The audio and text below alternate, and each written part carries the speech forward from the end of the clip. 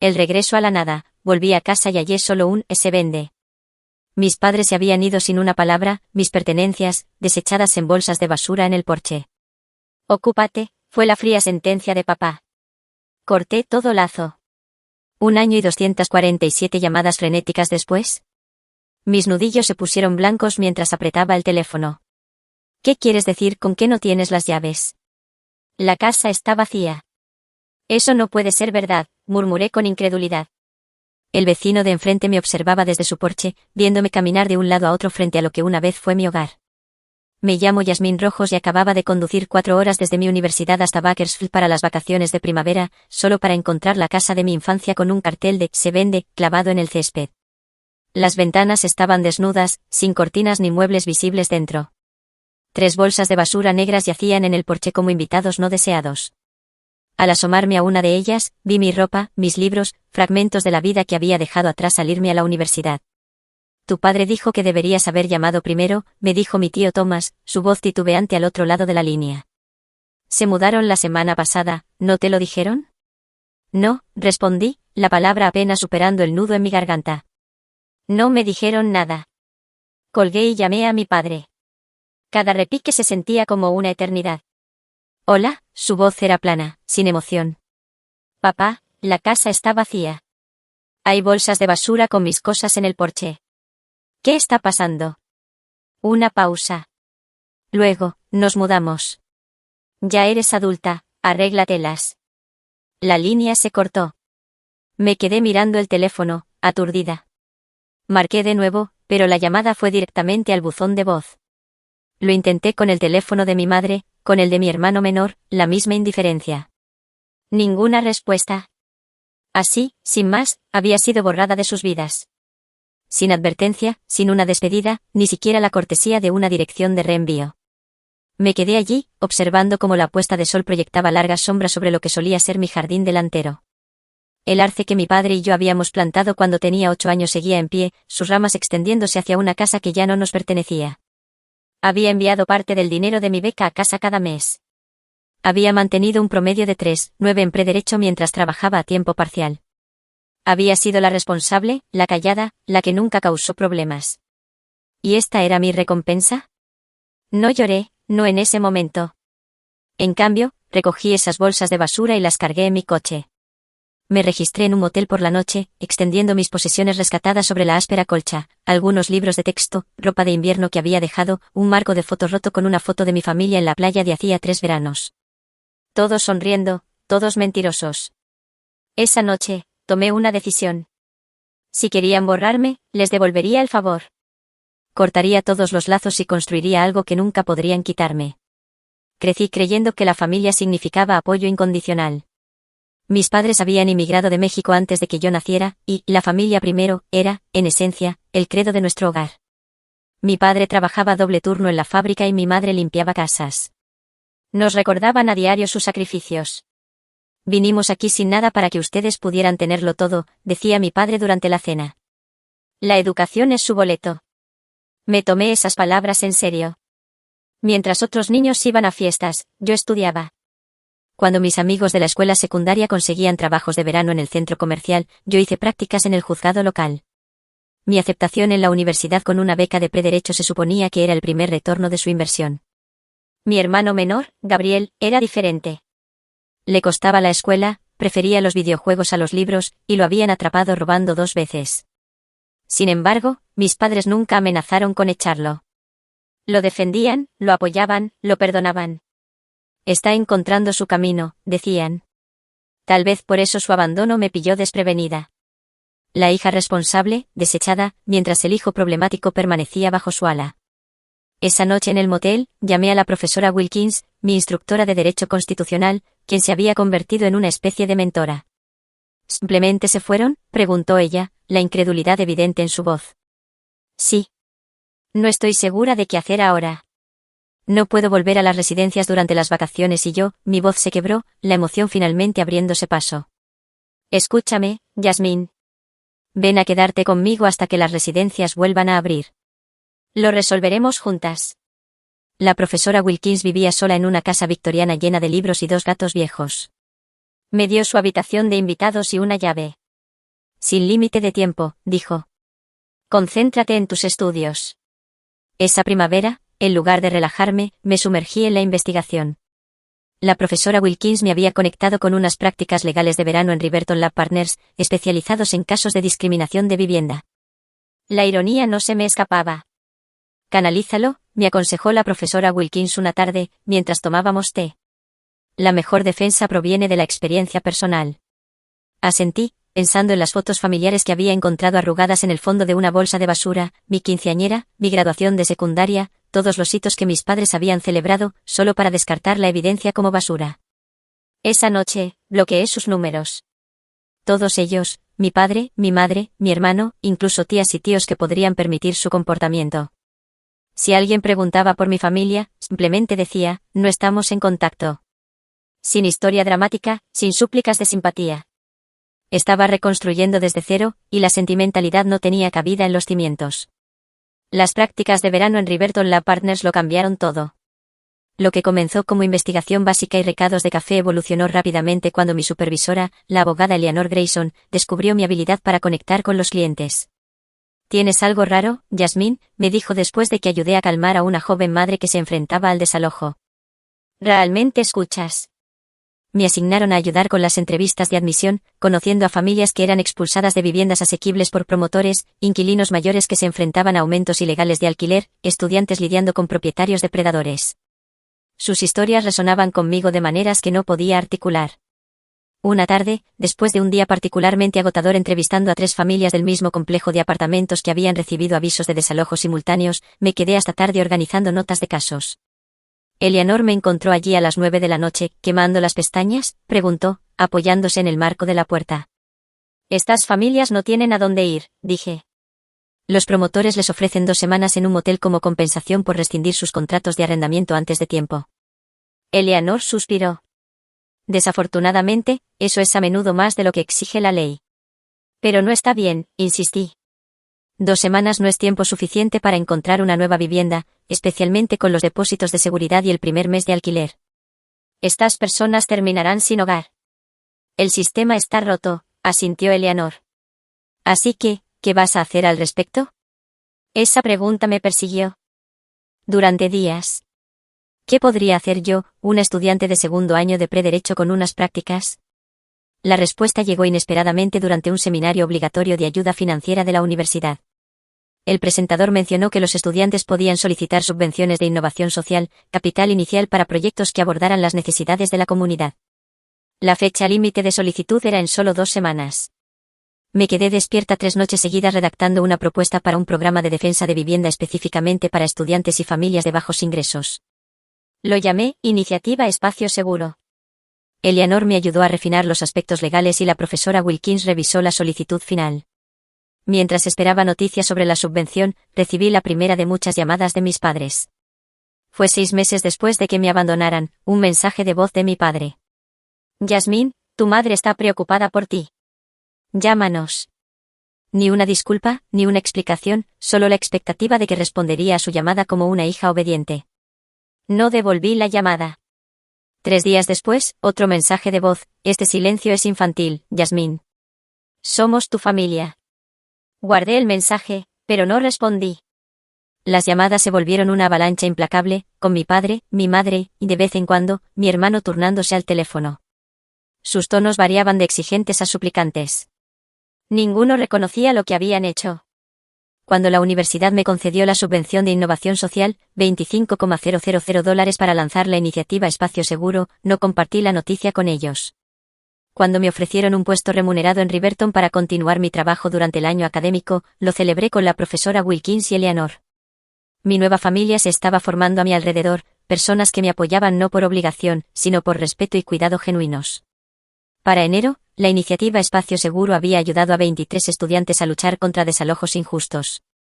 Operábamos desde un almacén convertido en Riverton Lab Partners, con 2 paralegales voluntarios y un horario rotatorio de estudiantes de derecho que ganaban horas clínicas. La mayoría de los días, corría de las clases a la oficina, pasando las tardes revisando casos y perfeccionando nuestro enfoque. El trabajo era agotador, pero gratificante. Cada familia que mantenía su vivienda, cada estudiante que evitaba la falta de hogar, se sentía como una victoria personal. Estaba construyendo algo significativo a partir de los escombros de mi propio desplazamiento. Mientras tanto, mis padres habían intensificado su campaña para reconectarse. Las llamadas llegaban con una frecuencia alarmante, a veces varias veces al día. Cuando seguí ignorándolos, recurrieron a parientes. Tu madre llora todas las noches, me envió un mensaje de texto mi tía Lucía. Hagan lo que hagan, ¿no puedes perdonarlos? No respondí a estos mensajes tampoco. El perdón requería reconocimiento, y ellos aún no habían admitido ningún error. Un martes por la tarde de febrero, estaba asesorando a un estudiante de segundo año llamado Devon, quien había regresado de las vacaciones de invierno para descubrir que su propietario había alquilado su habitación a otra persona a pesar de tener el alquiler pagado. Mientras discutíamos sus opciones, sonó el teléfono de la oficina. Iniciativa Espacio Seguro, habla Yasmín, respondí, haciendo un gesto de disculpa a Devon. Yasmín, ¿eres tú? Era la voz de mi madre. Mi estómago se encogió. ¿Cómo conseguiste este número? Está en su sitio web, dijo. ¿Por qué no nos has devuelto las llamadas? Hemos estado muy preocupados. Devon se movió incómodo en su silla. Cubrí la boquilla. Lo siento, tengo que atender esto. ¿Te importaría esperar un momento afuera? Después de que se fue, descubrí el teléfono. Este es mi lugar de trabajo. Por favor, no vuelvan a llamar aquí. Somos tus padres, dijo mi madre, su voz quebrándose. ¿Tenemos derecho? Perdiste ese derecho, la interrumpí, cuando metiste mis pertenencias en bolsas de basura y vendiste nuestra casa sin decirme. No voy a hacer esto ahora. Tu padre cometió un error, suplicó. Tuvimos problemas financieros. La casa iba a ser embargada. Nos daba vergüenza. Por un momento, sentí una grieta en mi resolución. ¿Problemas financieros? ¿Embargo? Nunca habían mencionado problemas de dinero.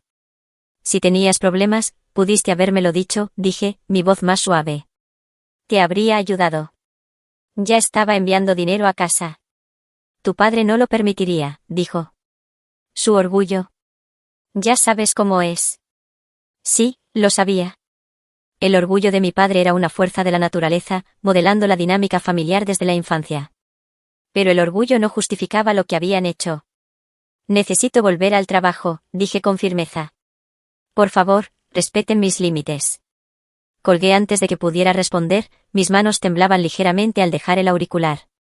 La breve conversación había desenterrado sentimientos que creía haber enterrado con éxito, ira, ciertamente, pero también una persistente sensación de responsabilidad hacia ellos. Más tarde esa noche, Eleanor me encontró todavía en mi escritorio, mirando el registro de llamadas de Espacio Seguro. ¿Todo bien?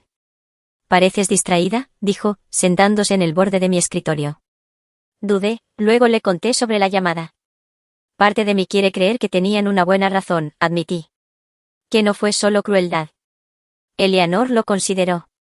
La gente rara vez actúa por pura crueldad, Yasmín, pero las razones y las excusas no son lo mismo. Cualesquiera que fueran los problemas financieros que tuvieran, eligieron manejarlos abandonándote sin previo aviso. Tenía razón, y sin embargo, la explicación de mi madre había plantado una semilla de duda. ¿Y si había más en la historia? ¿Y si habían estado desesperados? Al día siguiente, contra mi buen juicio, hice algo a lo que me había resistido durante meses, busqué a mi familia en línea. Lo que encontré destrozó cualquier simpatía emergente, una alegre publicación de Facebook de mi madre, fechada solo 3 semanas después de que se mudaran, mostrándola a ella, a mi padre y a Gabriel sonriendo frente a una nueva casa. El pie de foto decía, nuevos comienzos, tan bendecidos. No había habido crisis financiera. No había habido un embargo. Simplemente había habido una decisión de dejarme atrás. Las llamadas sin respuesta se acumularon como nieve que cae, 20, 50, 200. Los mensajes de voz de mis padres evolucionaron de exigentes a suplicantes, ocasionalmente salpicados de información sobre sus nuevas vidas, como si estuviéramos teniendo una conversación normal y continua en lugar de un bombardeo unilateral. Gabriel fue aceptado en la universidad comunitaria, informó mi madre a fines de marzo. Está estudiando programación de computadoras. Siempre dijiste que era inteligente. Los vecinos nos trajeron tamales, anunció mi padre en abril. No tan buenos como los de tu madre, pero intentan ser acogedores. Estas actualizaciones casuales me enfurecieron más que sus demandas anteriores. Estaban viviendo sus durante días. ¿Qué podría hacer yo, una estudiante de segundo año de prederecho con unas prácticas? La respuesta llegó inesperadamente durante un seminario obligatorio de ayuda financiera de la universidad. El presentador mencionó que los estudiantes podían solicitar subvenciones de innovación social, capital inicial para proyectos que abordaran las necesidades de la comunidad. La fecha límite de solicitud era en solo 2 semanas. Me quedé despierta 3 noches seguidas redactando una propuesta para un programa de defensa de vivienda específicamente para estudiantes y familias de bajos ingresos. Lo llamé Iniciativa Espacio Seguro. Eleanor me ayudó a refinar los aspectos legales y la profesora Wilkins revisó la solicitud final. Mientras esperaba noticias sobre la subvención, recibí la primera de muchas llamadas de mis padres. Fue 6 meses después de que me abandonaran, un mensaje de voz de mi padre. Yasmín, tu madre está preocupada por ti. Llámanos. Ni una disculpa, ni una explicación, solo la expectativa de que respondería a su llamada como una hija obediente. No devolví la llamada. 3 días después, otro mensaje de voz, este silencio es infantil, Yasmín. Somos tu familia. Guardé el mensaje, pero no respondí. Las llamadas se volvieron una avalancha implacable, con mi padre, mi madre, y de vez en cuando, mi hermano turnándose al teléfono. Sus tonos variaban de exigentes a suplicantes. Ninguno reconocía lo que habían hecho. Cuando la universidad me concedió la subvención de innovación social, $25,000 para lanzar la iniciativa Espacio Seguro, no compartí la noticia con ellos. Cuando me ofrecieron un puesto remunerado en Riverton para continuar mi trabajo durante el año académico, lo celebré con la profesora Wilkins y Eleanor. Mi nueva familia se estaba formando a mi alrededor, personas que me apoyaban no por obligación, sino por respeto y cuidado genuinos. Para enero, la iniciativa Espacio Seguro había ayudado a 23 estudiantes a luchar contra desalojos injustos. Operábamos desde un almacén convertido en Riverton Lab Partners, con 2 paralegales voluntarios y un horario rotatorio de estudiantes de derecho que ganaban horas clínicas. La mayoría de los días, corría de las clases a la oficina, pasando las tardes revisando casos y perfeccionando nuestro enfoque. El trabajo era agotador, pero gratificante. Cada familia que mantenía su vivienda, cada estudiante que evitaba la falta de hogar, se sentía como una victoria personal. Estaba construyendo algo significativo a partir de los escombros de mi propio desplazamiento. Mientras tanto, mis padres habían intensificado su campaña para reconectarse. Las llamadas llegaban con una frecuencia alarmante, a veces varias veces al día. Cuando seguí ignorándolos, recurrieron a parientes. Tu madre llora todas las noches, me envió un mensaje de texto mi tía Lucía. Hagan lo que hagan, ¿no puedes perdonarlos? No respondí a estos mensajes tampoco. El perdón requería reconocimiento, y ellos aún no habían admitido ningún error. Un martes por la tarde de febrero, estaba asesorando a un estudiante de segundo año llamado Devon, quien había regresado de las vacaciones de invierno para descubrir que su propietario había alquilado su habitación a otra persona a pesar de tener el alquiler pagado. Mientras discutíamos sus opciones, sonó el teléfono de la oficina. Iniciativa Espacio Seguro, habla Yasmín, respondí, haciendo un gesto de disculpa a Devon. Yasmín, ¿eres tú? Era la voz de mi madre. Mi estómago se encogió. ¿Cómo conseguiste este número? Está en su sitio web, dijo. ¿Por qué no nos has devuelto las llamadas? Hemos estado muy preocupados. Devon se movió incómodo en su silla. Cubrí la boquilla. Lo siento, tengo que atender esto. ¿Te importaría esperar un momento afuera? Después de que se fue, descubrí el teléfono. Este es mi lugar de trabajo. Por favor, no vuelvan a llamar aquí. Somos tus padres, dijo mi madre, su voz quebrándose. ¿Tenemos derecho? Perdiste ese derecho, la interrumpí, cuando metiste mis pertenencias en bolsas de basura y vendiste nuestra casa sin decirme. No voy a hacer esto ahora. Tu padre cometió un error, suplicó. Tuvimos problemas financieros. La casa iba a ser embargada. Nos daba vergüenza. Por un momento, sentí una grieta en mi resolución. ¿Problemas financieros? ¿Embargo? Nunca habían mencionado problemas de dinero. Si tenías problemas, pudiste habérmelo dicho, dije, mi voz más suave. Te habría ayudado. Ya estaba enviando dinero a casa. Tu padre no lo permitiría, dijo. Su orgullo. Ya sabes cómo es. Sí, lo sabía. El orgullo de mi padre era una fuerza de la naturaleza, modelando la dinámica familiar desde la infancia. Pero el orgullo no justificaba lo que habían hecho. Necesito volver al trabajo, dije con firmeza. Por favor, respeten mis límites. Colgué antes de que pudiera responder, mis manos temblaban ligeramente al dejar el auricular. La breve conversación había desenterrado sentimientos que creía haber enterrado con éxito, ira, ciertamente, pero también una persistente sensación de responsabilidad hacia ellos. Más tarde esa noche, Eleanor me encontró todavía en mi escritorio, mirando el registro de llamadas de espacio seguro. ¿Todo bien? Pareces distraída, dijo, sentándose en el borde de mi escritorio. Dudé, luego le conté sobre la llamada. Parte de mí quiere creer que tenían una buena razón, admití. Que no fue solo crueldad. Eleanor lo consideró. La gente rara vez actúa por pura crueldad, Yasmín, pero las razones y las excusas no son lo mismo. Cualesquiera que fueran los problemas financieros que tuvieran, eligieron manejarlos abandonándote sin previo aviso. Tenía razón, y sin embargo, la explicación de mi madre había plantado una semilla de duda. ¿Y si había más en la historia? ¿Y si habían estado desesperados? Al día siguiente, contra mi buen juicio, hice algo a lo que me había resistido durante meses, busqué a mi familia en línea. Lo que encontré destrozó cualquier simpatía emergente, una alegre publicación de Facebook de mi madre, fechada solo 3 semanas después de que se mudaran, mostrándola a ella, a mi padre y a Gabriel sonriendo frente a una nueva casa. El pie de foto decía, nuevos comienzos, tan bendecidos. No había habido crisis financiera. No había habido un embargo. Simplemente había habido una decisión de dejarme atrás. Las llamadas sin respuesta se acumularon como nieve que cae, 20, 50, 200. Los mensajes de voz de mis padres evolucionaron de exigentes a suplicantes, ocasionalmente salpicados de información sobre sus nuevas vidas, como si estuviéramos teniendo una conversación normal y continua en lugar de un bombardeo unilateral. Gabriel fue aceptado en la universidad comunitaria, informó mi madre a fines de marzo. Está estudiando programación de computadoras. Siempre dijiste que era inteligente. Los vecinos nos trajeron tamales, anunció mi padre en abril. No tan buenos como los de tu madre, pero intentan ser acogedores. Estas actualizaciones casuales me enfurecieron más que sus demandas anteriores. Estaban viviendo sus vidas, formando nuevas conexiones comunitarias, celebrando hitos, todo mientras yo todavía estaba procesando el trauma de su abandono. Mientras tanto, la iniciativa Espacio Seguro estaba ganando atención. Una estación de noticias local publicó un reportaje sobre nuestro trabajo, entrevistando a varios estudiantes a los que habíamos ayudado. El periódico de la universidad siguió con un perfil destacando mi enfoque innovador de la justicia de vivienda. Estos pequeños focos de atención aumentaron drásticamente nuestra carga de casos. Necesitamos más recursos, le dije a Eleanor una tarde, señalando nuestras carpetas de admisión desbordadas. Más voluntarios, más espacio, más financiación. Puede que tenga una solución, respondió ella. La Fundación Watkins está aceptando propuestas para sus subvenciones anuales de justicia social. El premio es lo suficientemente sustancial como para contratar personal y alquilar oficinas adecuadas.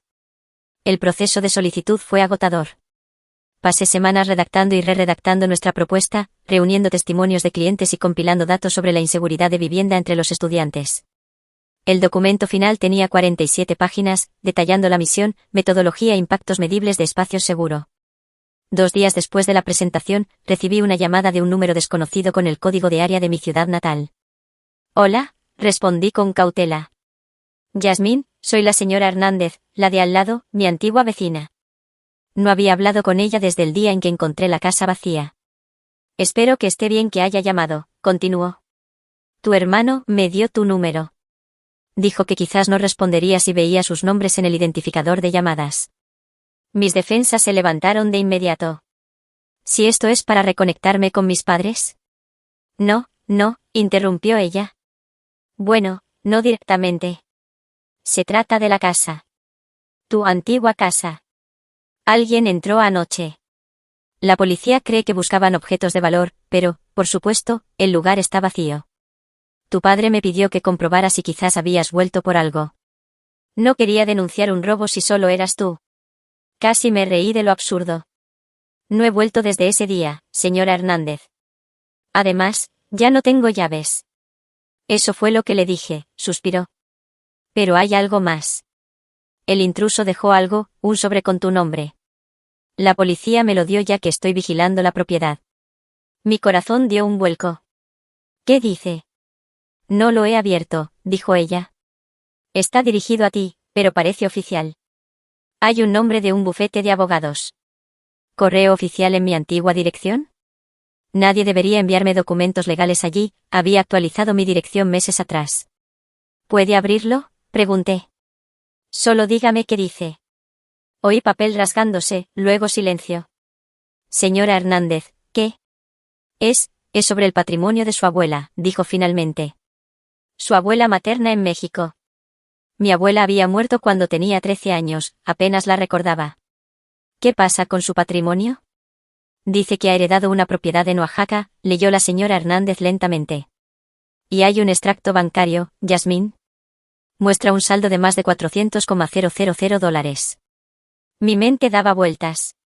Eso no puede ser. Mi abuela vivía modestamente.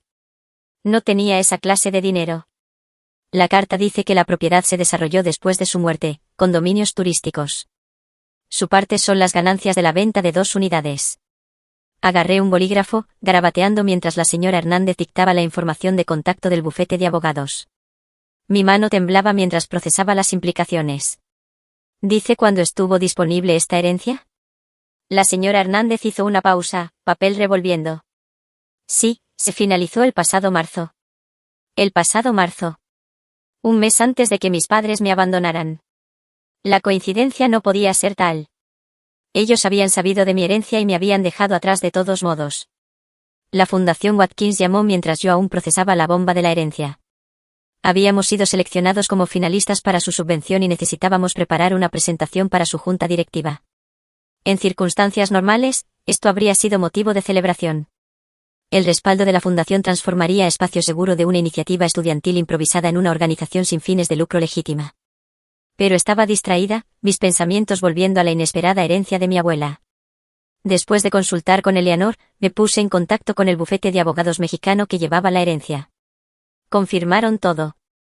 La herencia era legítima, el dinero era mío, y lo más revelador, la notificación había sido enviada a mis padres como mis tutores legales hacía más de un año, cuando yo aún tenía 19 años.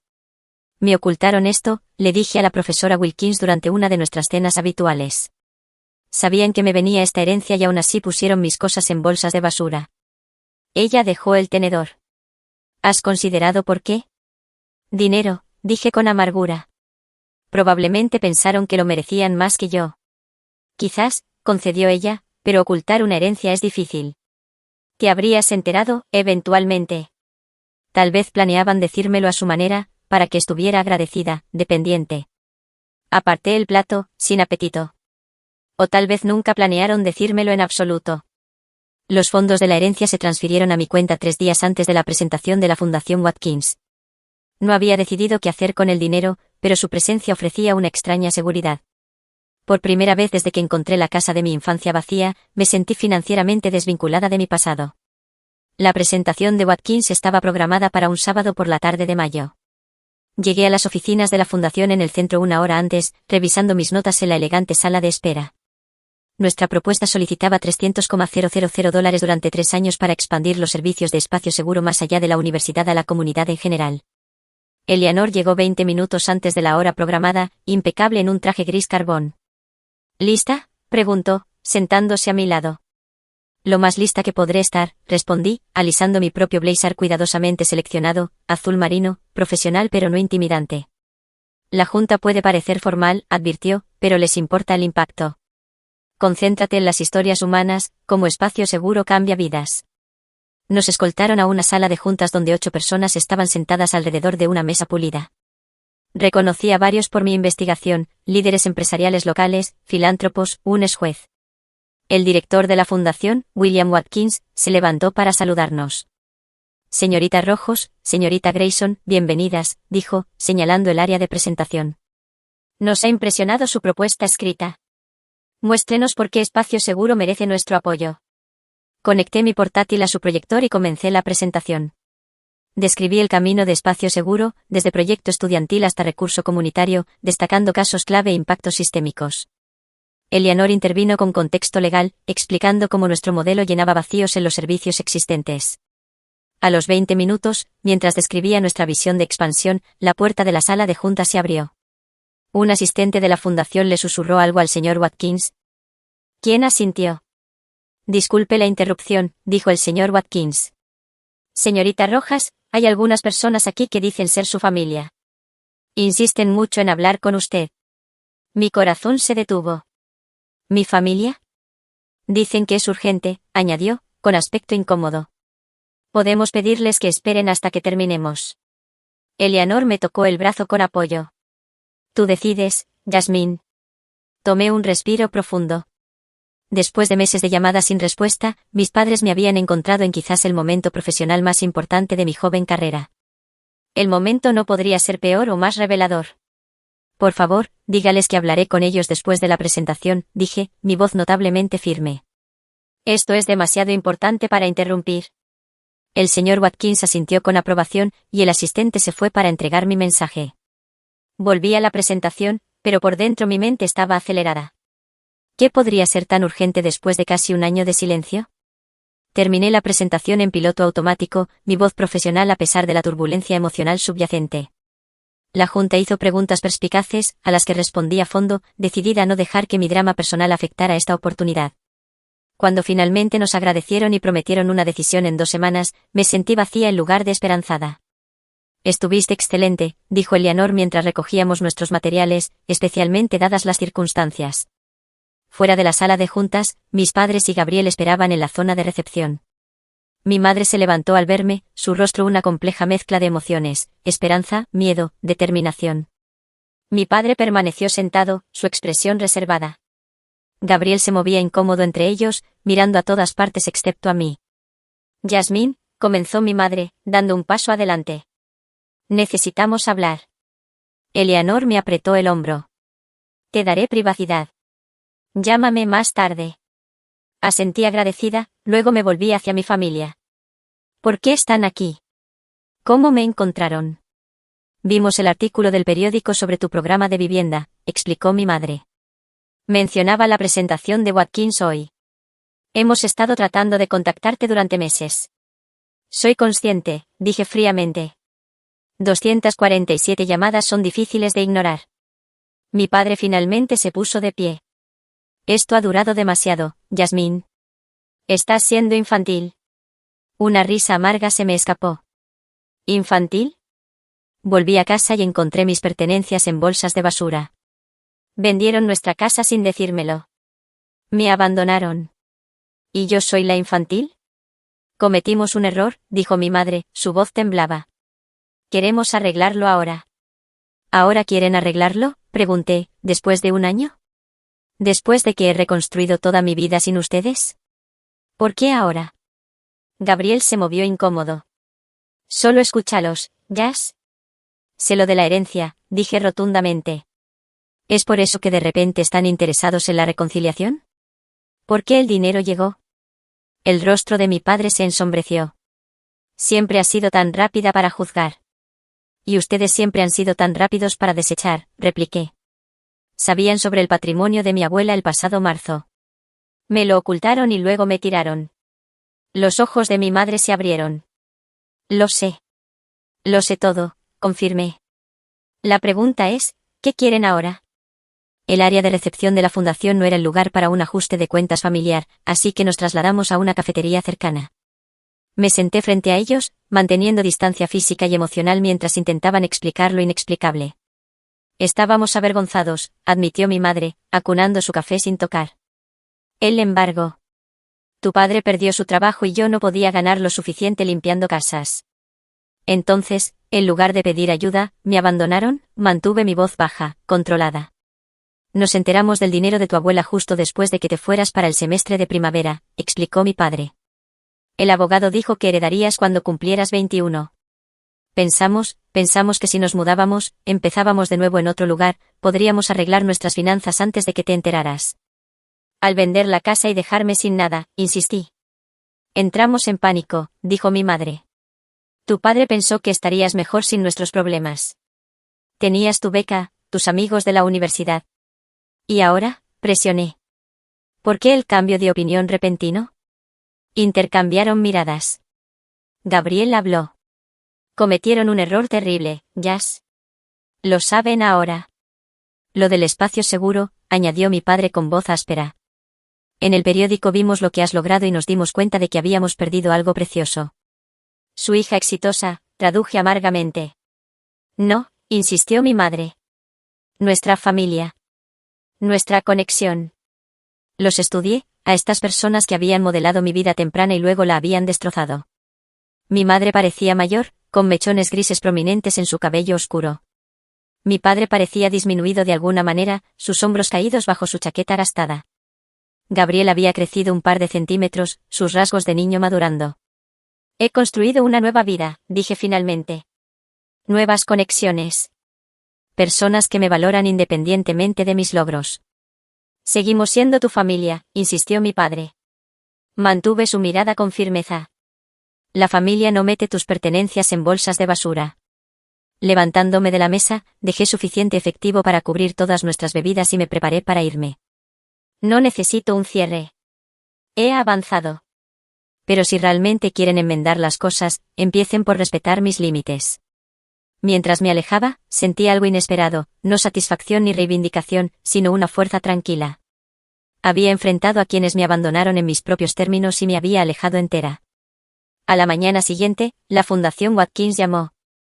La iniciativa Espacio Seguro había recibido la subvención completa, con $50,000 adicionales para gastos operativos.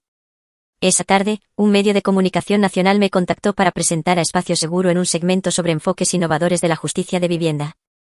Cuando la historia se emitió 2 semanas después, llegó a millones de espectadores, incluidos, según supe más tarde, mis padres.